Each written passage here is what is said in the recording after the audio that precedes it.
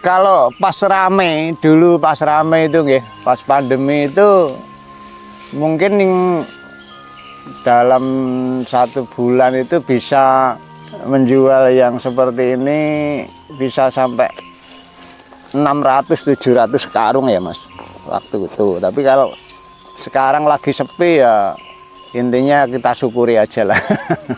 Kalau dulu ya pas rame-rame itu bisa sampai 700-800 karung dalam 1 bulan. Dalam artian 1 karung gini kan kalau saya ngacer itu kan 12.000. Kalau ke ini reseller atau bakulan itu ya saya jual 10.000 per karung.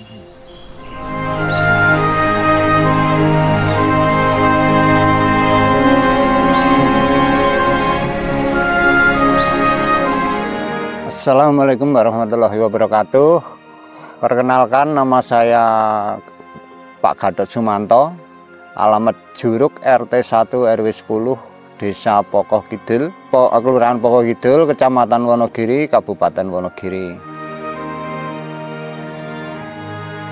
Seharian sebagai pembuat pupuk, media tanam, juga pertanian, bibit-bibit pertanian, dan arang sekam. Jadi lebih banyak ke arah pertanian. Saya dulu sebenarnya anak petani Mas, anak petani. Cuma sejak dulu memang bukan petani ya. Dari dulu ikut kerja di kontraktor. Tapi setelah ini memilih untuk lebih menggeluti masalah pertanian, masalah pembibitan. Ya intinya ya tinggal di kampung lah, karena istri sudah kerja di dinas. Jadi kalau saya dulu waktu di kontraktor itu kan sering luar kota, jadi salah satu tinggal di rumah di kampung ini.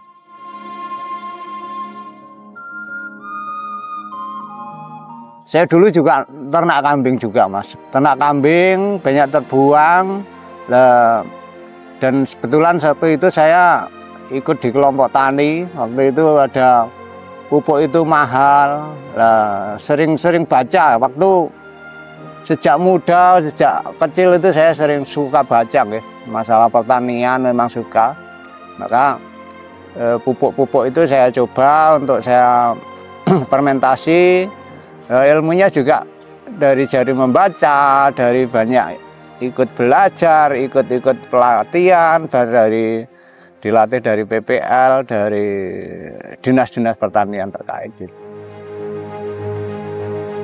Ya, yang pertama hobi, yang kedua kalau bisa sambil pemberdayaan ya, sambil edukasi kepada masyarakat umum, kepada generasi muda yang mana saat ini sudah sangat langka untuk yang terjun ke pertanian, yang menggeluti dunia seperti ini itu sangat langka. Dan nyatanya setelah saya jalani, ya bisa untuk hidup lah istilahnya kalau memang itu didalami. Dan saya ini udah umur sekian sudah nggak maksimal. Kalau anak-anak muda itu masih bisa mengolah lagi hal-hal seperti ini, itu masih bisa sangat-sangat memungkinkan, sangat-sangat potensi.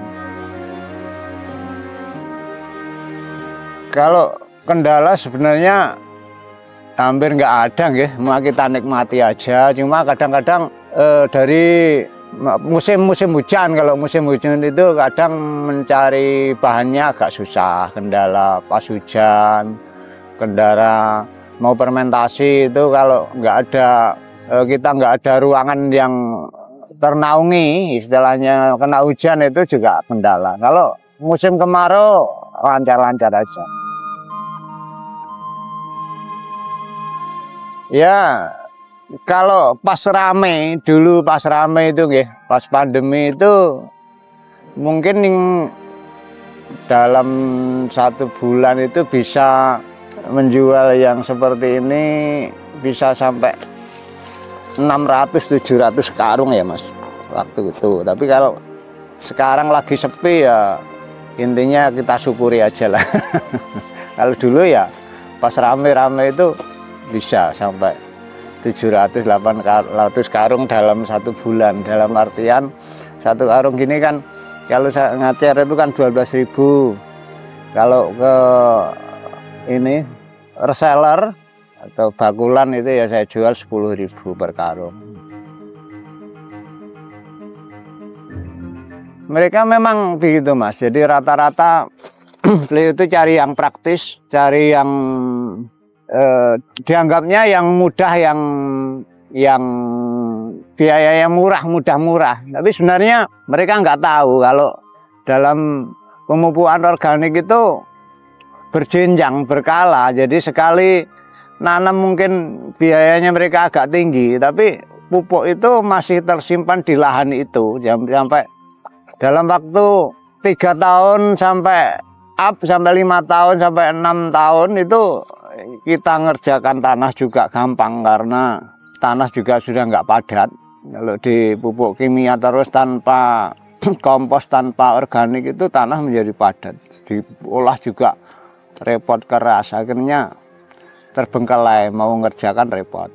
Kalau pakai pupuk organik itu setiap tahun itu menambah kesuburan. Jadi nanti misalnya tanah pun kita nggak kita olah itu sudah subur, sudah gembur gitu.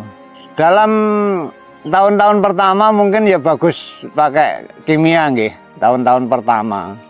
Tapi lambat laun itu makin bagus kalau pakai pupuk organik. Satu, bagus secara hasil. Kalau pakai pupuk organik lama-lama hasilnya akan tambah, semakin tambah. Kedua, hama itu yang kena nitrogen dari kimia itu hama suka datang kayak sekarang, kayak ulat, kayak hama-hama kutu-kutuan, kayak jenis jamur itu sangat suka dengan tanaman yang pakai pupuk kimia, terutama nitrogen. Dan hasil yang tidak semua dirasakan. Itu kalau rasa itu jelas jauh beda. Jadi rasa itu misalnya kayak kacang aja, kacang Wonogiri itu manis. Karena apa? Pupuk kimianya kurang, pupuk organiknya masih banyak. Ya, saya tuh lebih suka karena sekarang itu sudah ke arah hiburan gitu. Jadi bukan fokus ke bisnis lagi. Jadi dan juga hobi. Kayak sekarang di atas kita itu ada tanaman kelengkeng.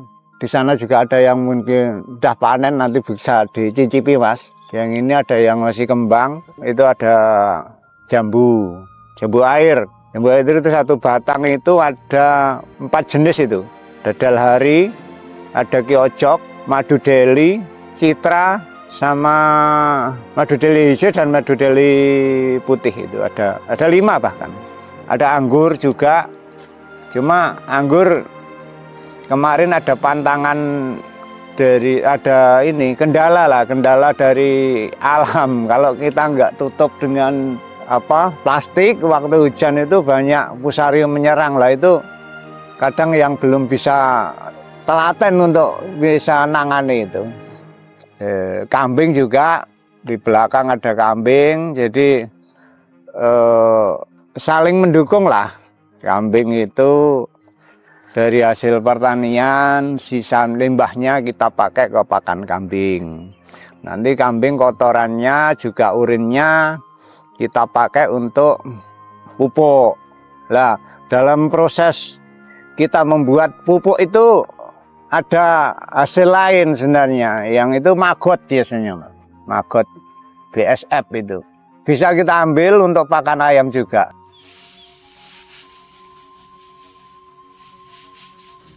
Untuk membuat pupuk saya sederhana aja ya. Intinya yang jelas fermentasi.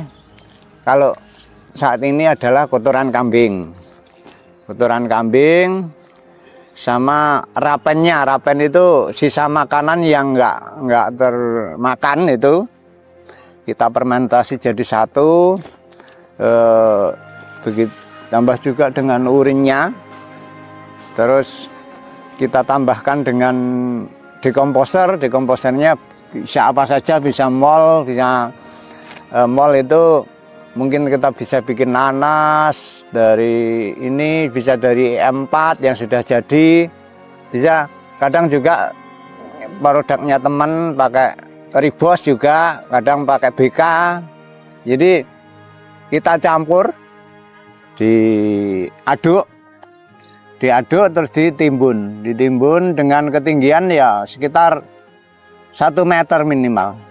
Ditimbun, nanti kalau sudah 2 minggu kita bolak-balik, biar apa tujuannya, biar yang di luar juga ikut kena proses ya, karena bakteri dalam fermentasi bakteri anaerob, jadi yang di luar biasanya nggak kemakan ya, akhirnya yang dimakan di dalam. Makanya dalam 2 minggu kita balik, kita aduk ya, ini yang di dalam sudah jadi, nanti yang di luar bisa jadi di dalam gitu.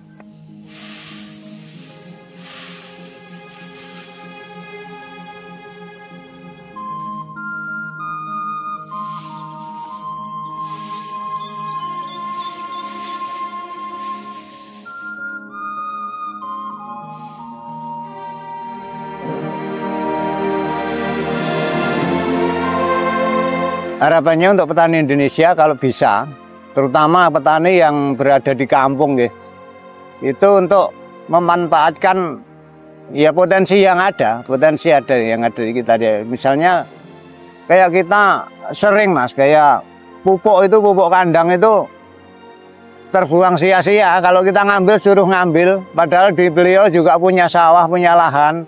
Monggo lah kita proses, kita bawa ke ladang.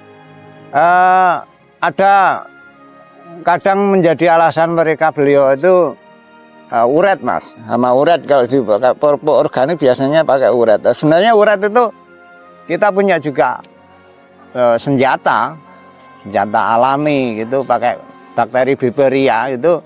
Bakteri Beberia itu bisa kita ambil dari bawah pohon pisang biasanya. Ada umpan kita jagung bisa, nasi bisa, kita benam di bawah pohon pisang. Nanti itu ada bakterinya, bakteri Beberia.